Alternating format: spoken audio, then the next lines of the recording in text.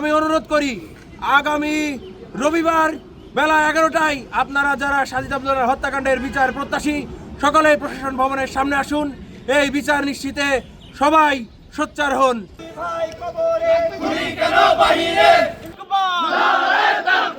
নারায়ে তাকবীর, জিন্দাবাদ জিন্দাবাদ, ইনকিলাব আল্লাহু আকবার, নারায়ে তাকবীর, ইনকিলাব ইনকিলাব জিন্দাবাদ, আজাদি আজাদি আজাদি আজাদি আজাদি হাদি তুমি কে আমি কে হাদি হাদি we want justice justice justice justice we want নারায়ে তাকবীর আল্লাহু আকবার আল্লাহু আকবার নারায়ে তাকবীর ইনকিলাব ইনকিলাব জিন্দাবাদ জিন্দাবাদ জিন্দাবাদ জিন্দাবাদ ইনকিলাব ইনকিলাব ইনকিলাব ইনকিলাব। হাদি ভাই হত্যার 1 মাস পার হয়ে গেলেও এতদিন পার হয়ে যাওয়ার পরও আমাদের ইন্টারিম সরকার পুরো দৃঢ় পদক্ষেপ আমরা দেখতে পারি নাই।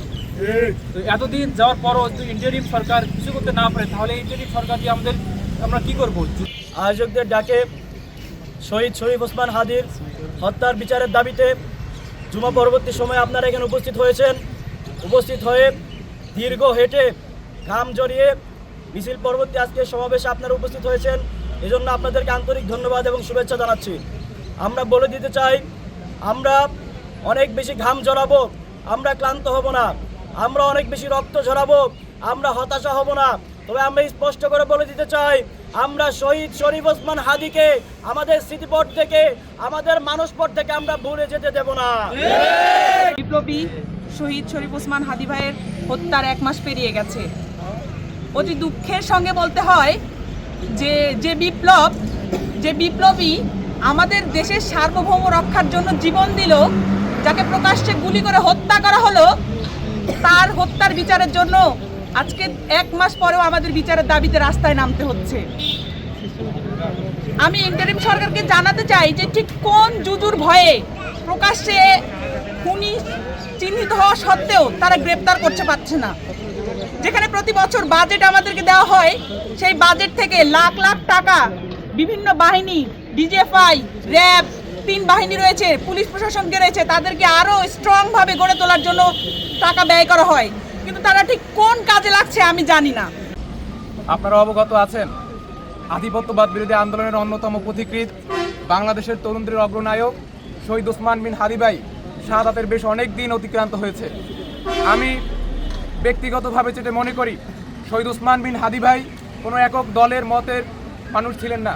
তিনি ছিলেন সার্বজনীন মতের সকল মানুষের আদর্শের ধারক ও বাহক।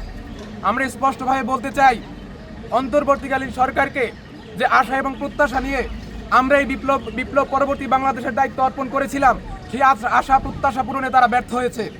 একই সাথে শহীদ ওসমান বিন হাদি ভাইয়ের হত্যা এতদিন পার হলেও, খুনি চিহ্নিত হলেও, শরীফ ওসমান হাদিকে শুধুমাত্র একজন ফয়সাল খুন করেনি, এখানে একটা বড় একটা চক্র এখানে কাজ করেছে।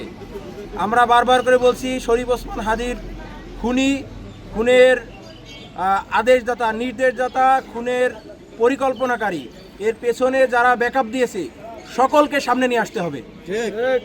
শুধুমাত্র শুটার ফয়সাল নয়, কিলার ফয়সাল নয়, এর সাথে যারা যারা জড়িত সেটা দেশি বিদেশি সকলকে সামনে নিয়ে আসতে হবে। শহীদ সাজিদ আব্দুল্লাহর হত্যার বিচার আমাদেরকে আদায় করে নিতে হবে। তাই আপনাদের সকলের কাছে আমি জোর অনুরোধ করি, আগামী রবিবার আপনাদের সাংবাদিক মাধ্যমের সবাইকে, আপনাদের মাধ্যমে ইবিআন শিক্ষার্থীদেরকে আমি এই বার্তাটা পৌঁছাতে চাই। ইতিমধ্যে কিছু সামাজিক সংগঠন, স্বেচ্ছাসেবী সংগঠন, বিএনসিসি, রোভার স্কাউট সহ কয়েকটি সাংবাদিক সংগঠনের সাথে আমাদের কথা হয়েছে। আগামী রবিবার আমরা প্রশাসন ভবন ঘেরাওয়ের কর্মসূচিতে যাচ্ছি এবং এই বিশ্ববিদ্যালয় প্রশাসনের থেকে অতি অল্প সময়ের মধ্যেই প্রয়োজনে বিশ্ববিদ্যালয়ের সর্বোচ্চ প্রশাসনের 3 জনই আইন উপদেষ্টার কাছে যাবে, স্বরাষ্ট্র উপদেষ্টার কাছে যাবে। তাদের হাত পা ধরেও এই নির্বাচনের আগেই শহীদ সাজিদ আব্দুল্লাহর হত্যাকাণ্ডের বিচারের একটা ফয়সালা তারা করে নিয়ে আসবে। এজন্য যারা শহীদ সাজিদ আব্দুল্লাহর হত্যাকাণ্ডের বিচার প্রত্যাশী, তাদের প্রত্যেককে আমি অনুরোধ করি, আগামী রবিবার বেলা 11টায় আপনারা যারা সাজিদ আব্দুল্লাহর হত্যাকাণ্ডের বিচার প্রত্যাশী সকলেই প্রশাসন ভবনের সামনে আসুন।